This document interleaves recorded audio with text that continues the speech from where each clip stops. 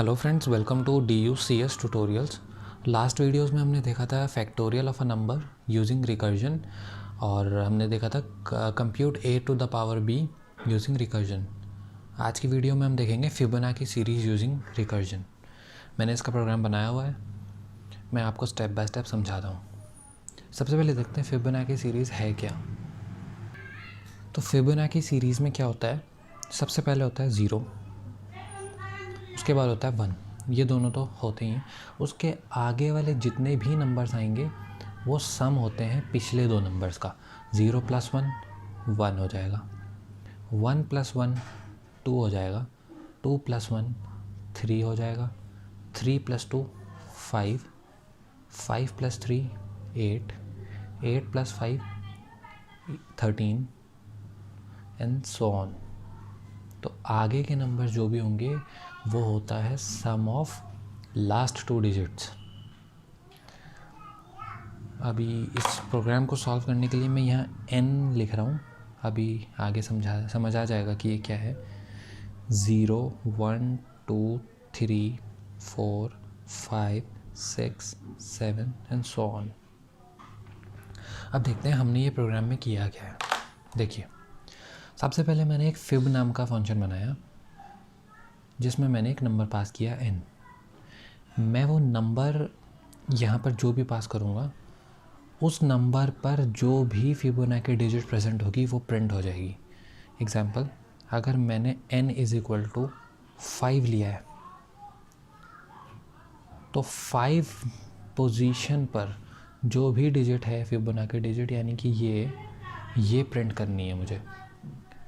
तो इसमें क्या करना पड़ेगा, एक फंक्शन बनाया फिब नाम का, उसमें मैंने आर्ग्यूमेंट में पास किया एक नंबर 5।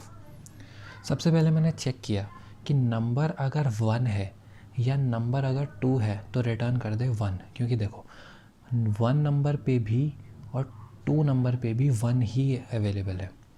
तो मैंने कहा अगर number if number is equal to 1 और this number is equal to 2 then print 1। और ये ही है मेरी टर्मिनेटिंग कंडीशन। हमारा रिकर्जन यहीं से टर्मिनेट होगा।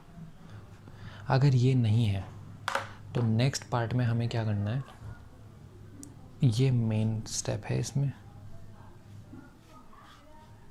देखिए, मैंने क्या कहा, फॉर एग्जांपल मैंने n = 5 से 5 भेजा, तो ये तो कंडीशन सेटिस्फाई नहीं हुई, ये एल्स पार्ट पर आ जाएगा। एल्स में ये गया और यहाँ पर आया हमारा रिटर्न फिब n-1 और फिब n-2। अभी इस लाइन का मीनिंग समझते हैं। मैंने आपको पहले भी बताया था कि अगर आगे वाला नंबर निकालना है तो वो सम होता है लास्ट 2 डिजिट्स का, यानी कि 5 अगर मुझे प्रिंट करवाना है तो 5 क्या होगा, इससे पीछे की दो डिजिट्स का सम। यही तो फिबोनाची सीरीज़ होती है।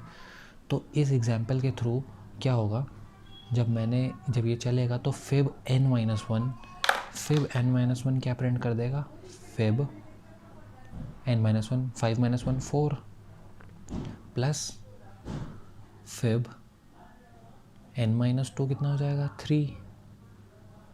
तो ये प्रिंट कर देगा, प्रिंट नहीं करेगा, मतलब इसकी वैल्यूज़ यहाँ पर ये हो जाएंगी। अब क्या हो रहा है, फिब फंक्शन फिर से चल रहा है। आप देखिए तो ये भी तो एक पूरा फंक्शन ही है ना, और ये भी एक पूरा फंक्शन ही है। तो फिब फंक्शन फिर से चल गया और वैल्यू क्या आ गई यहाँ पर n की 4। अब 4 में ये चेक करेगा क्या n 1 के बराबर है या 2 के बराबर है, नहीं है, तो ये कंडीशन तो चलेगी नहीं, ये कंडीशन फिर से चलेगी अब ये पूरी की पूरी।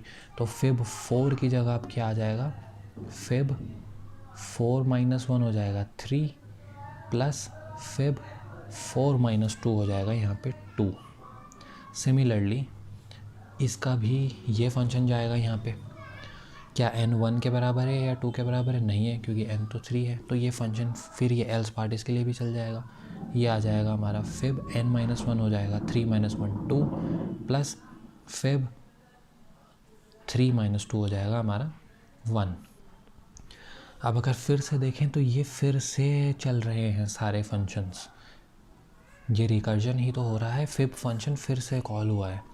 तो जब 3 के लिए क्या हो जाएगा, यहाँ पे देखिए फिब के लिए 3, एन गया 3, क्या एन 1 है? नहीं है। क्या एन 2 है? नहीं है। तो एल्स पार्ट चल जाएगा। एल्स पार्ट में क्या हो रहा है, फिब 3 - 1 हो जाएगा 2 प्लस फिब 3 - 2 हो जाएगा 1। इसी तरह इसकी बात करते हैं, फिब 2 चलेगा यहाँ पर, लेकिन इसमें n = 1 या n = 2 की कंडीशन सेटिस्फाई हो रही है कि हाँ n जो है 2 है, तो n अगर 2 है तो रिटर्न कर दे 1, तो ये 1 रिटर्न कर देगा यहाँ। फिब 2 फिर से ये वाला चलेगा, तो n = 1 या n = 2, n 2 है तो 1 प्रिंट हो जाएगा।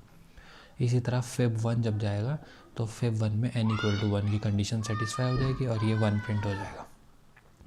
अगले स्टेप में क्या होगा, फिब 2 ये जाएगा मेन मेमोरी में, यहाँ पर n = 1 या n = 2 की कंडीशन सेटिस्फाई हो रही है, तो इसकी जगह रिटर्न हो जाएगा 1। फिब 1 की जगह भी रिटर्न हो जाएगा 1, बाकी ये 1 तो यहाँ पर थे ही, तो टोटल कितना आ रहा है 5। तो अगर आप देखें कि फिफ्थ पोजीशन पर 5 फिबोनाची डिजिट प्रेजेंट है और वो प्रिंट हो गया है आउटपुट। तो इसमें बस ध्यान सिर्फ इतना रखना है कि जो भी डिजिट हम निकालना चाह रहे हैं फिबोनाची डिजिट, वो क्या होगा, अपने पिछले दो का सम, n-1 का सम और n-2। n-1 क्या होगा, ये, और n-2 क्या होगा, ये, तो इन दोनों का सम। फिर जो भी डिजिट निकल कर आएगी वो भी तो अपने पिछले दो का सम होगा, तो 4 जो होगा वो n-1 और n-2 का होगा एडिशन। इसी तरह बार बार रिकर्जन चलता रहेगा। जैसे ही हम टर्मिनेटिंग कंडीशन पर आएंगे, जैसे ही आएंगे सबकी वैल्यूज़ निकलना स्टार्ट हो जाएगी और यहाँ पर आ जाएगा हमारा मेन पार्ट जो हमें रिज़ल्ट चाहिए था। अब क्वेश्चन ये आता है कि मैं सिर्फ एक वैल्यू पास करके उसकी जगह पर जो फिबोनाची डिजिट है वो प्रिंट करवा रहा था। अगर मुझे पूरी सीरीज़ प्रिंट करवानी हो तो देखिए, for printing complete series, for printing complete list या कंप्लीट सीरीज़, देखिए इसमें मैं क्या करूँगा कि मैं एक लूप चला दूँगा, फॉर का लूप चलाएंगे, ज़ीरो से बोल दो, चाहे 1 से चला सकते हैं, कोई दिक्कत नहीं है, n तक, जहाँ तक भी वो नंबर हो। और उसके बाद मैंने क्या किया, इस लाइन को मॉडिफाई कर रहा हूँ, सी आउट फिब में अब मैं n ना डालकर वो i भेजूँगा, गेट ch। देखो इस लाइन का मीनिंग समझाता हूँ। अभी क्या होगा, फिब में सबसे पहले जाएगा 0, तो फिब 0 पे जो डिजिट होगी वो प्रिंट हो जाएगी। फिर फिब में जाएगा 1, क्योंकि लूप आगे बढ़ेगा। उसी तरह फिर उसके बाद जब i की वैल्यू 1 होगी तो फिबोनाची 1 जब जाएगा तो वो 1 पोजीशन पे जो एलिमेंट है उसको प्रिंट कर देगा। फिर i की वैल्यू होगी 2, तो 2 पोजीशन पर जो फिबोनाची एलिमेंट है उसको प्रिंट कर देगा। इसी तरह चलता जाएगा फिबोनाची n तक, n पोजीशन पर जो भी एलिमेंट होगा वो प्रिंट कर देगा। इसी तरीके से हमारी पूरी की पूरी सीरीज़ प्रिंट हो जाएगी। अब ये देखिए फिबोनाची सीरीज़ का प्रोग्राम, हमने फिब नाम का फंक्शन बनाया और ये हो गई उसकी टर्मिनेटिंग कंडीशन, और ये वाला लाइन जो है ये हो गई इसकी रिकर्सिव कंडीशन। और यहाँ मेन फंक्शन में हमने एक i लेकर लूप चलाया 1 से 10 तक और फिब में पास कर दिया i, यानी कि हम 10 तक जो भी फिबोनाची डिजिट्स होंगी 1 से 10 तक, मतलब कि उसकी पूरी लिस्ट प्रिंट करवा देंगे हम। तो इसको हमने यहाँ पे कंपाइल करके रन किया। देखिए 10 तक जो जो फिबोनाची डिजिट्स होती हैं वो सब प्रिंट हो गई। 55 इज़ द 10th डिजिट।